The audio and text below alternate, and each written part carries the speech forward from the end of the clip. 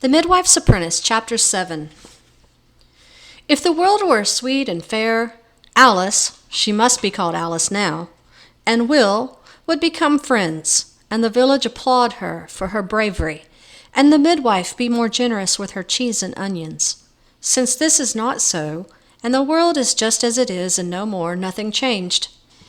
Most of the villagers still paid no attention to Alice at all. Some were mean, like Grommet Smith, near as big as a dozen Alices, who would sit on top of the girl so Jack and Wat could rub chicken manure into her hair, or the miller, who pinched her rump when she brought grain to the mill to be ground. And some were kind, or nearly so, like the baker's wife, who always asked Alice how she fared on this fine day, and the red-headed Will, who threw fewer stones at her since her saving of him, and sometimes stopped the taunting altogether, saying, "Aw, this wag grows boresome. Dick's granny's hanging out the wash. Let's go tie knots in his breeches." And that is the way it was until the day the devil walked about. It started with the two-headed calf, born to Roger Mustard's cow, Molly, and then a magpie landed on the miller's barn and would not be chased away. Suddenly the whole village saw witches and devils everywhere, and fear lived in every cottage. Alice, who had slept alone outside in the dark for most of her years, even at fearful times like All Hallows' Eve and the Walpurgis night, had never yet seen the devil and had nothing to fear from the night. It was she, then, who was sent to fetch and carry and deliver messages after dark, while the villagers stayed in their smoky cottages. So it was that she saw much of what went on in the village, and how people lived their lives and spent their time. It was so quiet for a few days, with all the villagers inside and idle, that Alice even had a little time to herself to wonder and think and plan, to watch and learn from old Gilbert Greyhead about the carving and polishing of wood, and to ask questions of the priest about sin and evil and the devil, humming to herself all the while. Then, one damp autumn morning, Robert Weaver found strange footprints which wound about the village and stopped suddenly at the door of the church. He called Thomas at the bridge, who knew the ways of the woods and the tracks of the animals, to help him discover what sort of beast had been prowling about while they slept.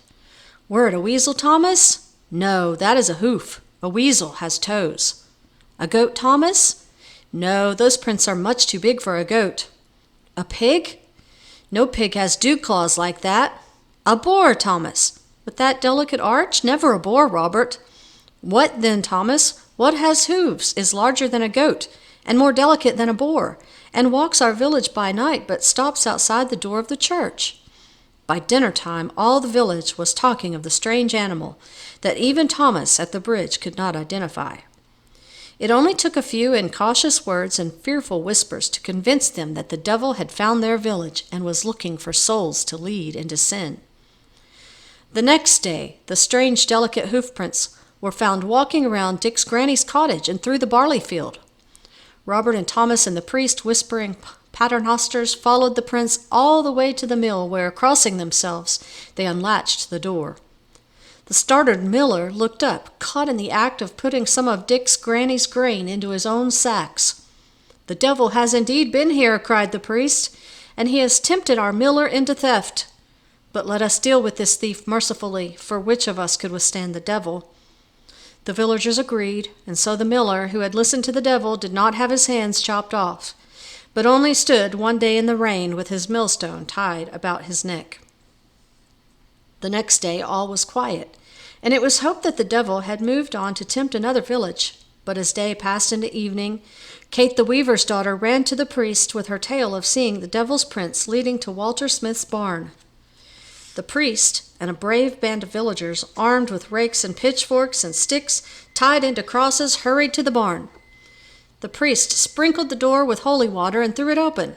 There, cuddled in the haymow, were Grommet, the smith's lardy daughter, and the pock-marked pig boy from the manor. The boy gathered his breeches and flung himself out the barn window. Grommet, being larger, moved more slowly and was caught. For listening to the devil, Grommet was made to spend the night in prayer and fasting. She wept, though, for loss of pride or loss of supper none could say. As the villagers sat down to their dinners the next day, Wat, with the runny nose, hurried down the road calling, "I've seen him, a hairy demon with horns and claws and a great thrashing tail.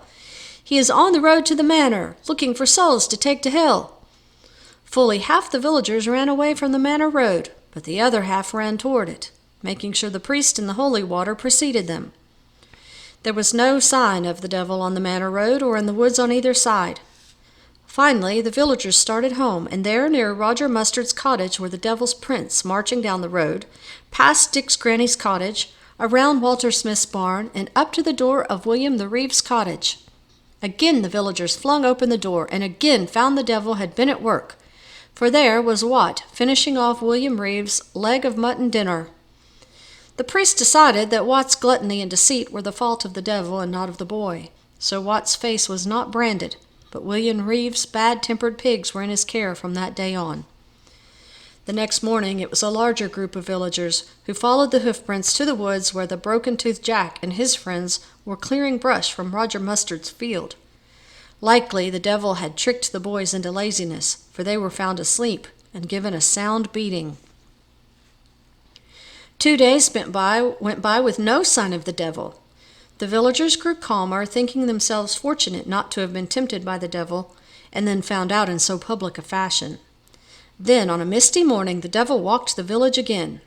By this time, no one expected to catch him, but they were eager to see whom they would find in what sin.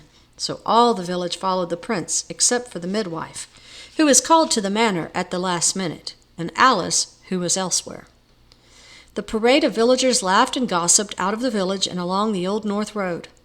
As they followed the prince through a field, they grew quiet.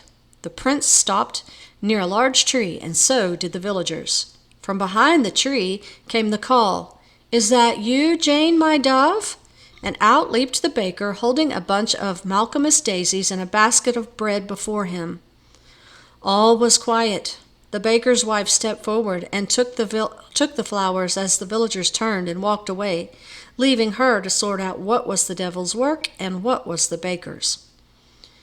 After the departing villagers passed the river at a spot where the water ran swift and deep, Alice stepped out of the woods. She took something from under her skirt, threw it into the river, and followed the crowd home. And so it was that all, except the fortunate midwife, who had taunted or tormented Alice, were punished for their secret sins. After this, the devil was never seen in the village again, and no one but Alice knew why. Several days later, in a village where the river meets the sea, there washed up on the banks 2 blocks of wood, carved in the shape of the hooves of some unknown beast. No one could figure out what they were or where they had come from, so eventually Annie Broadbeam threw them into her cooking fire and enjoyed a hot rabbit stew on a cool autumn night.